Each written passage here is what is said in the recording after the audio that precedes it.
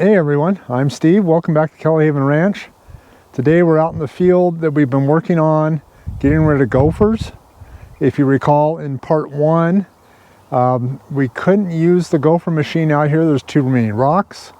It's very rough and rocky, and quite honestly I don't want to break equipment. So I've been doing it manually. Started off with dragging the field with a tire drag, an improvised tire drag, to level off all the old gopher mounds so that I could see the new ones as they come up. So we could use a yard butler device, a little probe, to put the poison right in their tunnels. Having the old gopher holes leveled makes the new ones very apparent, and they stick out fairly well even from a distance.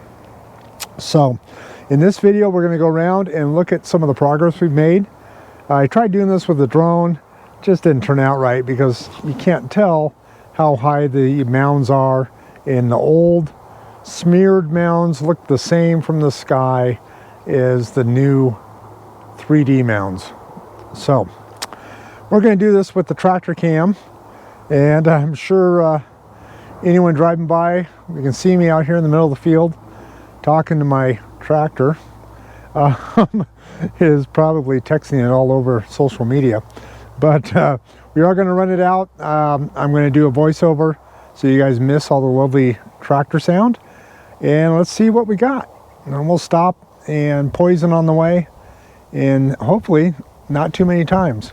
Here we go.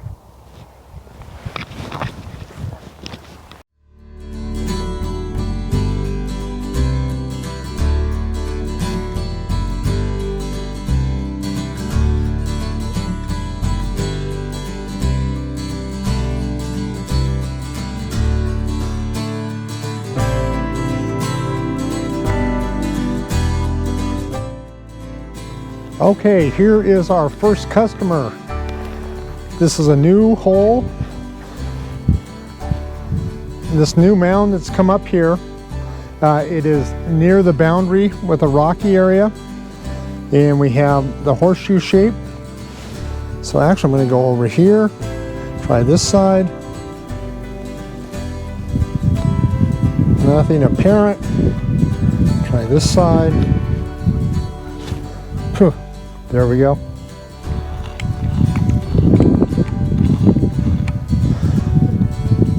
Give them some love. Step on the mound so that I know that I've been here. I don't see anything handy. This is probably the same mound here, or the same gopher. Right down. Hit him again. Give him some more loving. Wipe it out, and on to the next one.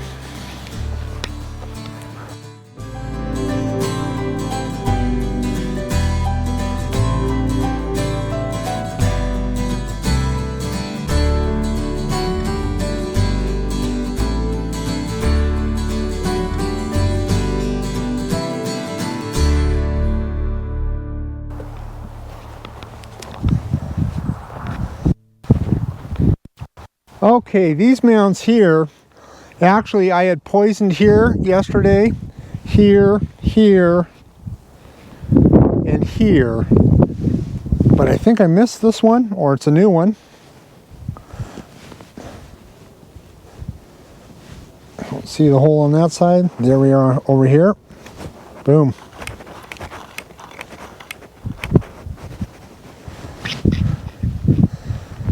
Pretty sure that's my footprint here, but it is so wind blown.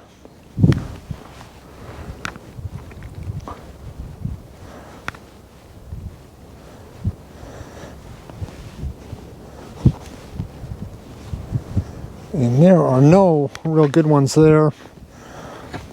This one right here, that looks good, but this doesn't have the horseshoe.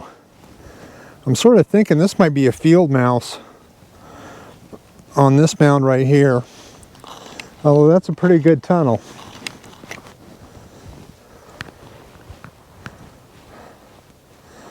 Yeah, I'm pretty sure I got that one before. This one has my footprint.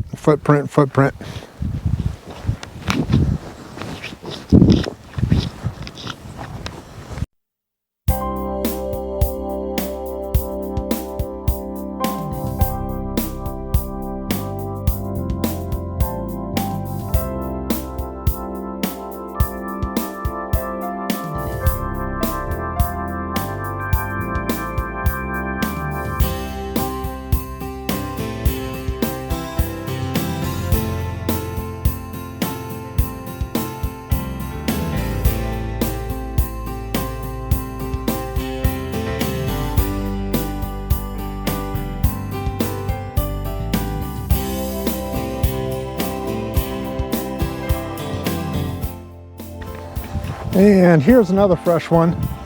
Once again on the edge of the field. So they're coming in from the area that I haven't treated. Let's see what kind of tunnel we got here. There's one on that side. Get another tunnel here. I think that was it.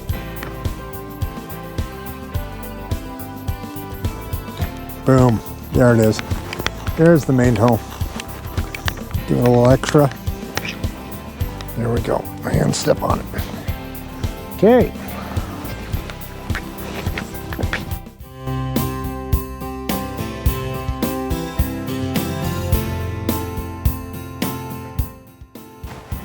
This is a really good example here. A really good example. We're on the edge of the field. This area is sort of a no man's land. Can't do anything there. That hole is really pronounced. Can't really do anything other than just poison them as they get to the side of the field. And then three big ones here.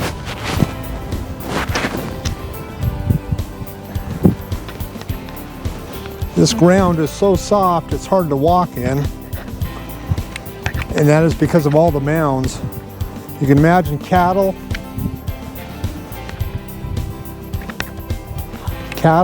or the sheep or horses trying to move out here. Wow.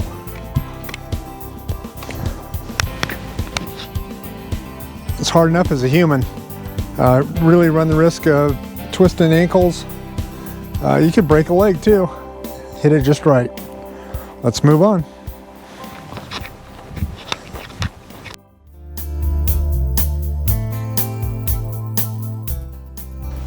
Okay, I went right over a small one there, but it's probably attached to these right here.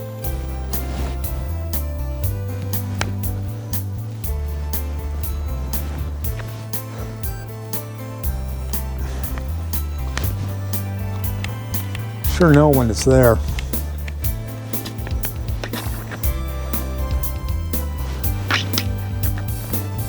Like that one right there. There we go. So why am I going to all this trouble? Number one, I don't want to break equipment. That's why right there. Just fell right into the hole. Number two, man, I have only used maybe a cup, not even a cup of poison so far on this field. This stuff's expensive. And when you hit it with a shotgun type approach with the gopher tool, you're laying down a lot of poison across the field. Here, we're just targeting the exact mounds to get those ones. And it's saving money. That's inputs. It's not disturbing the soil. That's even better. Both items are sort of the cornerstone of regenerative farming practices. We're going to graze out here. Those animals are going to be dropping manure. The manure gets incorporated back into the ground. We're going to have a cover crop out here also. Once we've grazed it off, we'll be putting in, I think I'll put some clover out here and get that to come up over the summer. For the fall, we'll graze that. And all in all, it's working out, looking pretty good. I see an old mound over here. This is a couple days old. There's my footprint. So we know that's good. We've got a little more to do. It's interesting, we have one mound coming up here that fools me every time. It's not a mound, it's a rock. And that just shows you even more why we're not using the gopher tool out here. All right, let's move on.